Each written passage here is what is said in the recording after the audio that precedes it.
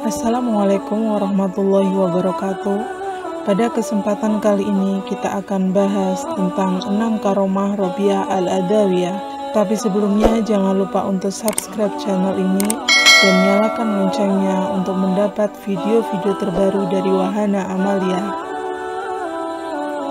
Di dunia kaum sufi banyak kisah yang mengejutkan, sekaligus hal itu memang sangat di luar nalar kaum awam dan orang kebanyakan.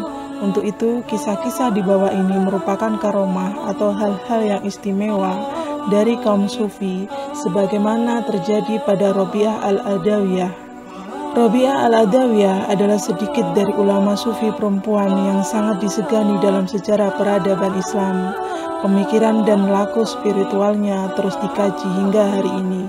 Berbagai macam kisah hidupnya pun sudah banyak dikupas dan ditulis dalam banyak buku. Robiah dikenal sebagai hamba yang sangat patuh dan taat kepada Allah. Bahkan setiap hembusan nafasnya selalu diiringi dengan zikir kepada Allah. Dalam urusan beribadah kepada Allah, ia adalah orang yang sangat istiqomah. Ketaatan yang begitu tinggi kepada Allah membuatnya dikenal sebagai waliullah atau wali Allah. Memang ada ungkapan bahwa hanya Allah lah yang mengetahui wali Allah lainnya.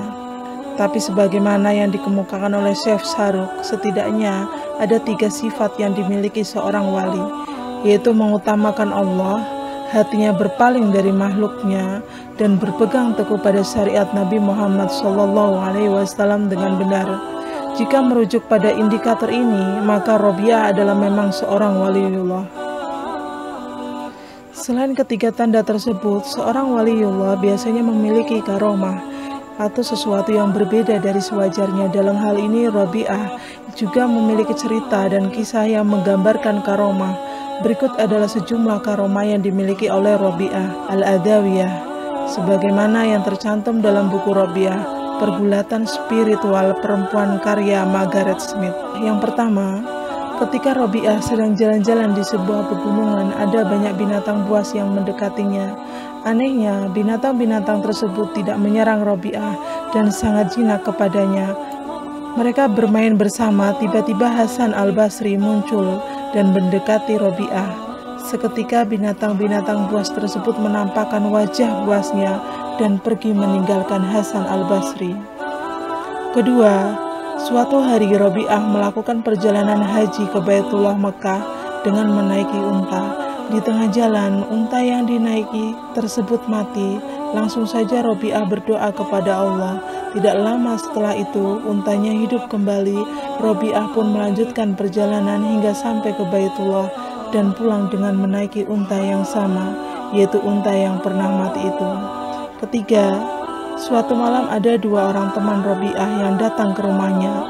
Mereka hendak melakukan diskusi bersama dengan Robiah.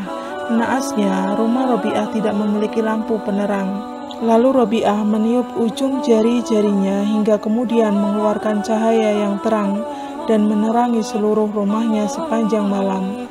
Dengan demikian mereka bisa berdiskusi hingga pagi hari. Keempat, pada suatu malam, rumah Robiah didatangi oleh tamu yang tak diundang. Tamu tersebut hendak mencuri pakaian Robiah. Ketika sudah mengangkut semua baju Robiah dan hendak kabur, pencuri tersebut bingung karena tidak menemukan pintu keluar. Namun ketika sang pencuri meletakkan barang curiannya tersebut, ia menemukan ada pintu keluar. Sang pencuri mengulang perbuatannya itu, mengambil dan meletakkan barang Robiah sebanyak 7 kali, hingga akhirnya sang pencuri mendengar ada hatif atau suara tanpa rupa yang mengatakan, "Wahai manusia, janganlah engkau persulit dirimu sendiri. Perempuan ini telah mempercayakan dirinya kepada kami selama bertahun-tahun. Setan pun tidak akan berani mendekatinya." Mendengar suara itu, pencuri tersebut lari terbirit-birit tanpa membawa secuil barang pun dari rumah Robiah. Kelima, suatu hari Hasan Al-Basri mengajak Robiah Al-Adawiyah untuk sholat di atas air. Robiah merespon ajakan Hasan itu dengan sebuah jawaban yang ketus. Bagi Robiah, adalah tidak perlu menunjukkan kemampuan spiritual untuk mencari kepopuleran duniawi. Tidak hanya itu, Robi'ah kemudian melemparkan sajadah dan terbang di atasnya. Ia mengajak Hasan untuk naik di atas bersamanya, sehingga lebih banyak orang yang mengetahuinya. Daripada hanya sekedar sholat di atas air, Hasan tahu jawaban yang diutarakan Robi'ah itu adalah sindiran. Mendengar hal itu, Hasan hanya terdiam. Keenam, Abdullah bin Isa At-Tafawi meriwayatkan bahwa suatu ketika Robi'ah Al-Adawiyah sedang memasak menggunakan panci. Ternyata rasa masakannya kurang sedap. Ia pun membutuhkan beberapa buah bawang putih. Baru saja terbesit di dalam hatinya membutuhkan bawang putih, tiba-tiba ada seekor burung yang menghampiri Robi'ah Al-Adawiyah dengan membawa bawang putih di paruhnya. Burung itu pun menjatuhkan bawang putih yang dinanti-nanti Robi'ah Al-Adawiyah dari paruhnya. Inilah salah satu karomah Robi'ah Al-Adawiyah yang disebutkan Imam Hibatullah dalam Jami Karomah Aulia, buku Ensiklopedia Karomah Wali-Wali Allah. Para kekasih Allah diberikan kelebihan berupa karomah yang tidak dimiliki orang biasa. Karomah tersebut diberikan bukan hanya pada kekasih atau wali yang sejenis kelamin lelaki, namun wali Allah perempuan juga mendapatkan keistimewaan yang sama. Hal ini juga terjadi pada Robi'ah Al-Adawiyah yang begitu besar kecintaannya pada Tuhannya. Selain kisah cerita di atas, tentu masih banyak lagi kisah-kisah yang menceritakan tentang karomah Al-Adawiyah.